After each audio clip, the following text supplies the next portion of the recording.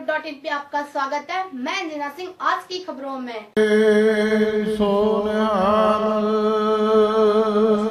वाहिगुरु जी का खालसा वाहिगुरु जी की फतेह।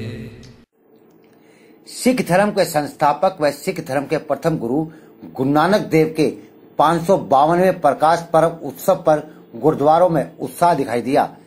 गुरुग्राम का सेक्टर 22 गुरुद्वारा हो या सदर बाजार का गुरुद्वारा, उत्साह देखने को मिला। इस अवसर पर कोरोना काल के दौरान मानव सेवा में अहम भूमिका निभाने वाले भगत सिंह सेवा संगठन के अध्यक्ष पद्म श्री से नवाजे गए जितेंद्र सिंह शंटी ने सेक्टर 22 गुरुद्वारा में मत्था टेक कर गुरु का आशीर्वाद प्राप्त किया। गुरुद्वारे में मशीनी टेक्नोलॉजी के द्वारा आए हुए श्रद्धालुओं के लिए लंगर प्रसाद तैयार करने की रसोई तैयार की गई, जिससे कम समय में गुरु का प्रसाद तैयार करके आए हुए श्रद्धालुओं को दिया जा सके। उन्होंने कहा, पद्म श्री से नवाजे गए जितेंद्र सिंह शंटी ने बटन दबाकर इस आधुनिक रसोई की शुरुआत की। जब भी देश पर या मानव पर कोई संकट आया है, सिख समाज के कदम सबसे आगे दिखते हैं। उन्होंने कहा, अपने बच्चों की परवरिश तो पशु भी करते हैं, लेकिन एक मानव दूसरे मानव के काम आए, यही मानव धर्म है। आप देख सकते हैं गुरुद्वारों में प्रकाश पर्व पर उत्साह और श्रद्धालुओं द्वारा प्रसाद ग्रहण किया जा रहा है।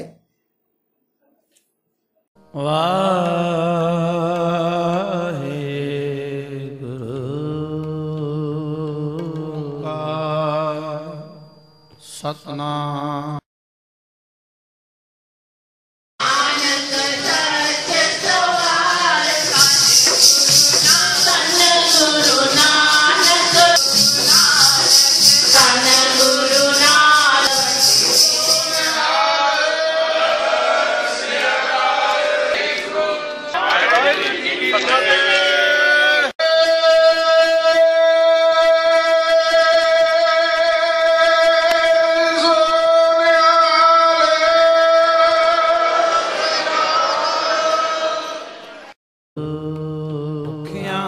ना उतरे जे बन्ना पुरिया जे तिस पावा विण पाने के नाए करी जे ते सिर टोपाई वे खाविण कर्मा के सोडी पातशाह रामदास सतगुरु कहावे, रामदास सतगुरु कहावे।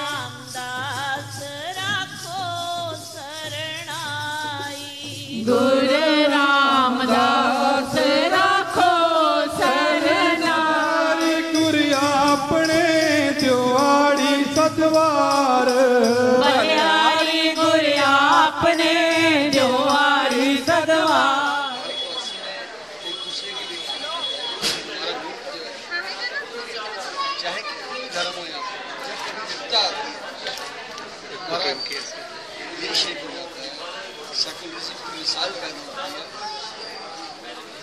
लेकिन सिर्फ कौम को बख्शिश कभी भी देश के ऊपर मानवता के ऊपर कोई भी बुरा समय आया तो सिर्फ जो काम किया है कोविड में शहीद भगत सिंह ने मैंने नहीं अकेले टीम वर्क बच्चे हैं, लेबर्स हैं, शमशान घाट में काम करते हैं, संतों की अरदास है, इसीलिए हमने किया। 4000 से ये हमारे में दम होता शायद हम नहीं करते, हमारा कोशिश सभी सब्सक्राइबर को मैं निवेदन करूँगा, आप भी देश के लिए कुछ करें, मानवता के लिए कुछ करें, क्यों ना हम जीते जी कुछ करें। जी बच्चे भी करते हैं, पशु भी करता है, तो मानव किसी बच्चों को पाल के चला गया, ये समाज में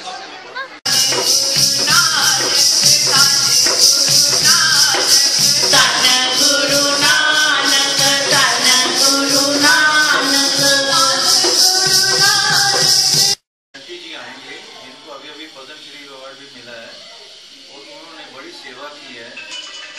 इस टाइम में जो कोविड का टाइम था, कोविड टाइम में जो लोग अपने माँ बाप की लाश को भी हाथ नहीं लगाते थे, 15 मीटर दूर खड़े हो जाते थे, उन्होंने जिम्मा लिया कि नहीं मैं आप करूँगा।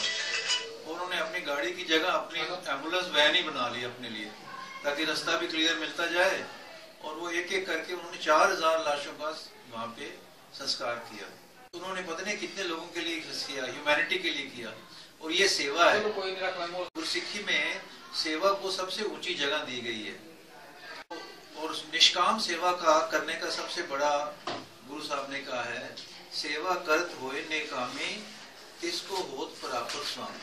उसको ईश्वरी मिल जाता है जब बिना कामना के कोई सेवा करता है। ये सेवा जो कर रहे थे इसमें उनको कोई कामना नहीं थी, उन्होंने सिर्फ ह्यूमैनिटी के लिए, सेवा के लिए, और जो इस तरह की सेवा वो कर सकता है जिसको गुरु का अंदर से इंस्पिरेशन मिले।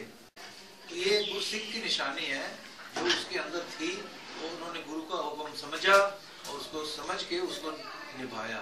गुरु जी ने कहा है कि गरीब का मुंह गुरु की गोलक है। तो जो भूखा आदमी है उसको अगर आप भोजन देते हो तो गुरु के पास जाता है वो। मतलब गुरुद्वारे मत्था टेकना या गरीब के मुंह को खाना देना, उनको सरवाइव करना, उनको ठीक हो जाए, तो ये गुरु की सेवा है।